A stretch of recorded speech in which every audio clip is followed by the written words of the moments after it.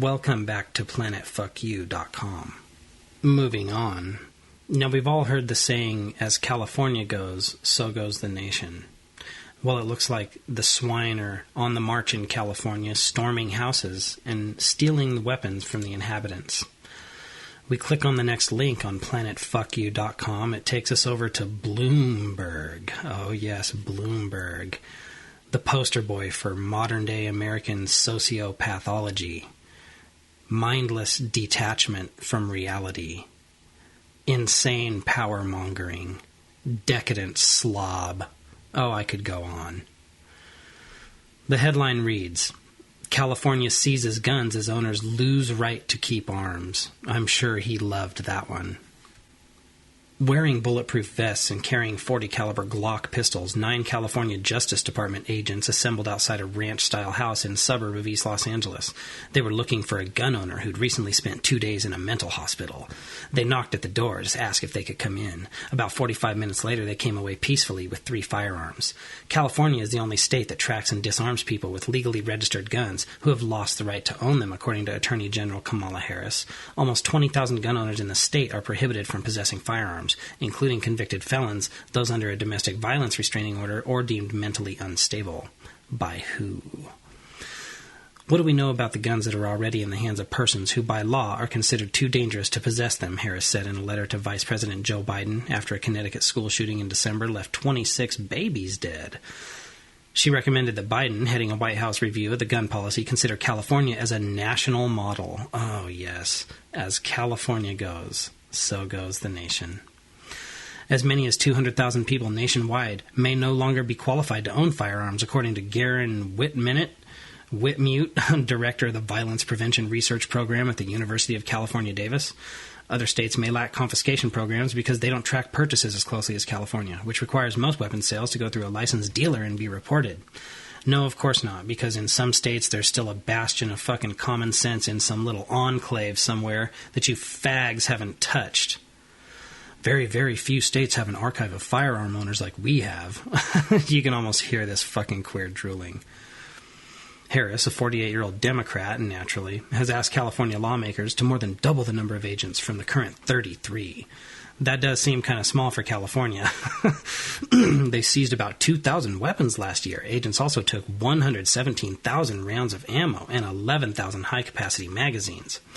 We're not contacting anybody who can legally own a gun, said John Marsh. I got called the Antichrist the other day. Even every conspiracy theory you've heard of. Take that times 10. Really? So said by the dude who's running around seizing people's guns? Very funny.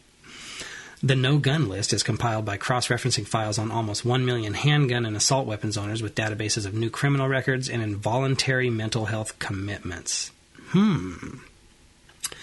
15 to 20 names a day are added to the list.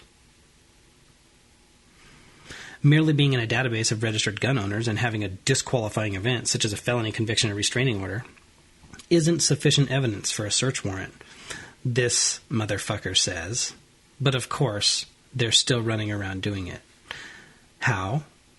Agents must often talk their way into a residence to look for weapons. At a house in Fontana, agents were looking for a gun owner with a criminal history of a sex offense, pimping, so they're looking for a pimp, according to the Attorney General's office.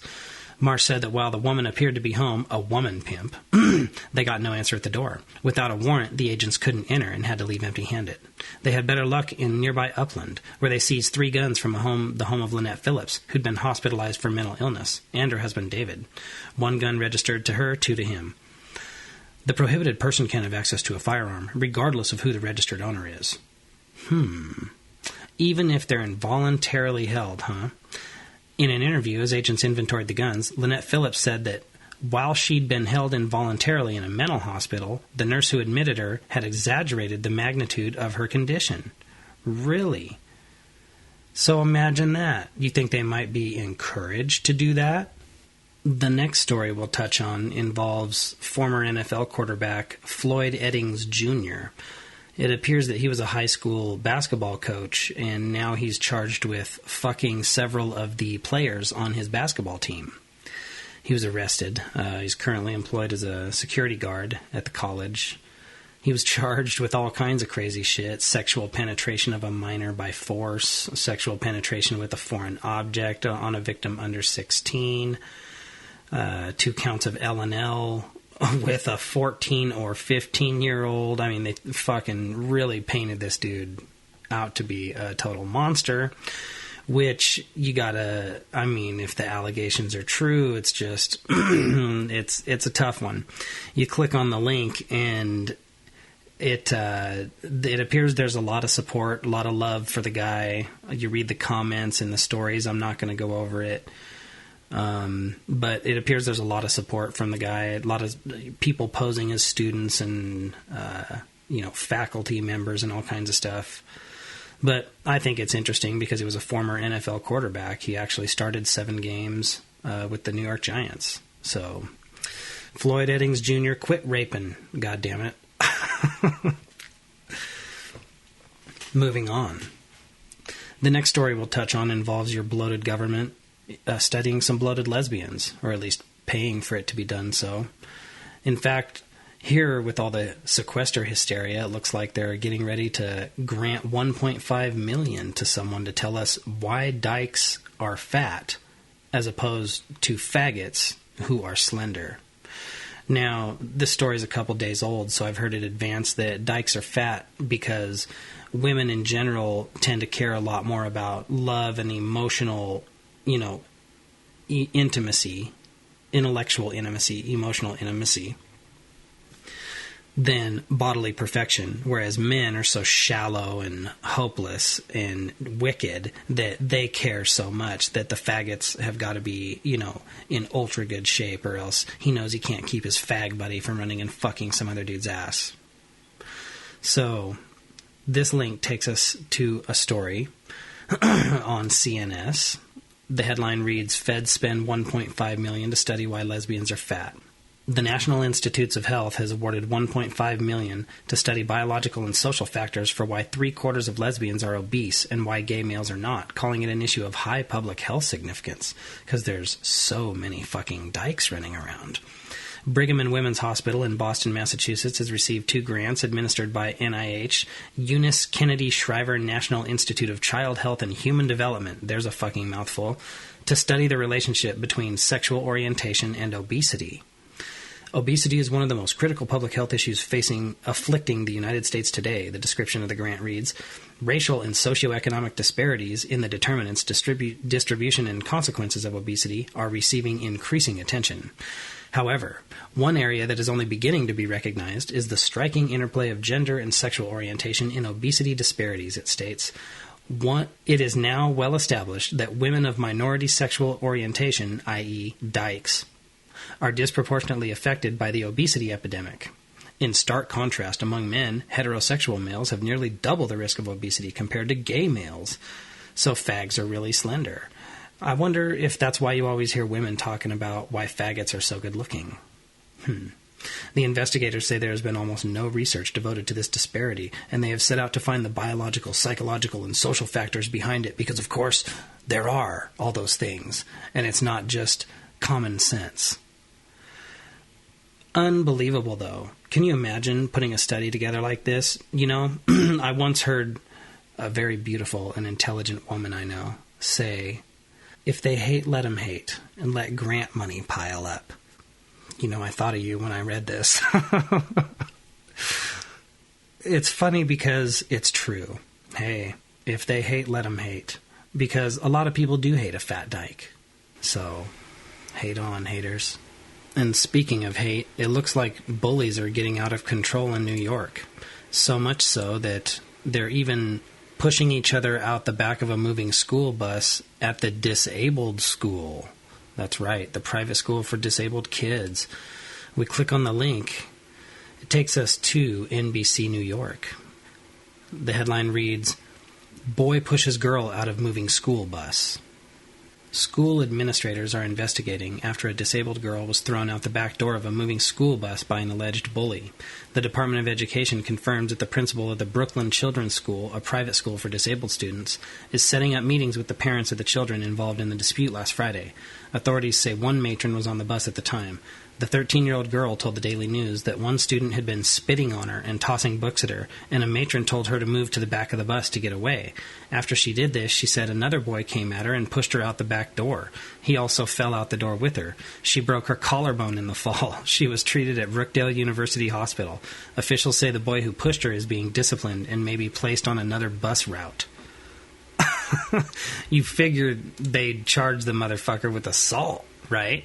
Not just place him on another bus route, but hey, I guess go and push her out there, dipshit. Moving on, back to planetfuckyou.com, we check the next headline, which reads, Elementary teacher accused of sex with 6th grade student. Looks like Mary Kay Letourneau's back, but no. We click on the link, it takes us to CBS Los Angeles. Simi Valley elementary teacher accused of having sexual relationship with student. A Simi Valley elementary school teacher has been accused of having a sexual relationship with a student. The female instructor was placed on leave from Garden Grove Elementary School while police investigate the alleged inappropriate contact she had with a young boy. The relationship occurred sometime within the last 4 months, and we are in the process of investigating the nature of that relationship. That's what the sergeant said.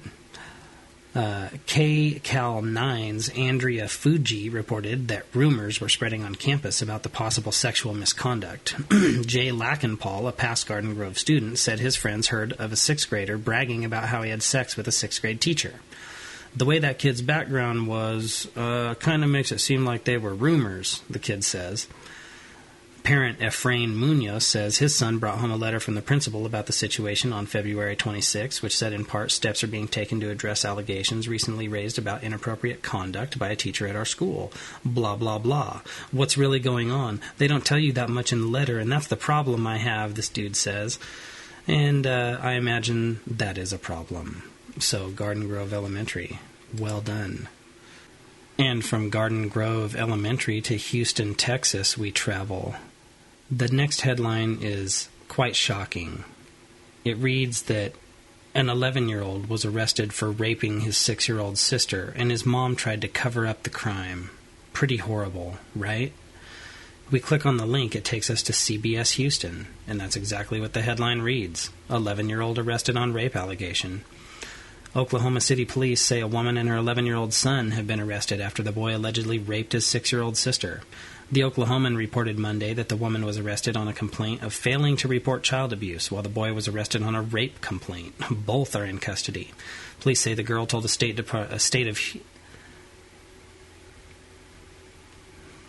Police say the girl told a State Department of Human Services worker that the incident happened last week and that her mother told her not to tell anyone.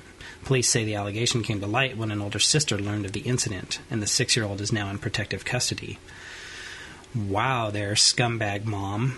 You're really raising him right there. That's just fucking horrible. I can only imagine how the older girl had the gumption to do anything about it at all. Sounds like she escaped your clutches fucking long ago. So, wow. Fuck you. We check the headlines on planetfuckyou.com and come to the link, Angry Woman to Surveillance Grid. Fuck you and suck my titties. That sounds interesting. What do we have here? The link takes us over to Fox News New York. The headline reads, Woman accused of exposing breasts at cameras. New Jersey. Barnegat, New Jersey police arrested a woman after they say she got out of her car, lifted her shirt and bra, and exposed her breasts to surveillance cameras. A police report says that 56-year-old Wendy Tucker was driving on Lexington Boulevard at 2 a.m. on March 6th when she got out of her vehicle in the middle of the road. Police say she looked at the camera while extending her middle fingers. She then pulled up her shirt and bra. Patrolman Michael DeBlasi was able to locate the vehicle parked a short time later and found Tucker. She was charged with lewdness and taken to the Atlantic County Jail. It was unclear if Tucker had a lawyer. You know, props, bitch. I think that's the only way we're going to do anything about it, which, of course, you can't do anything about it, so fuck me, right? But seriously, that's really the only thing you can do. I mean, pull your titties out, flip them off. I think it would have been funnier if the bitch would have been drunk, screaming down the street at 2 a.m, all fucking twisted, just gets out, and she's like, fuck you. Oh, man.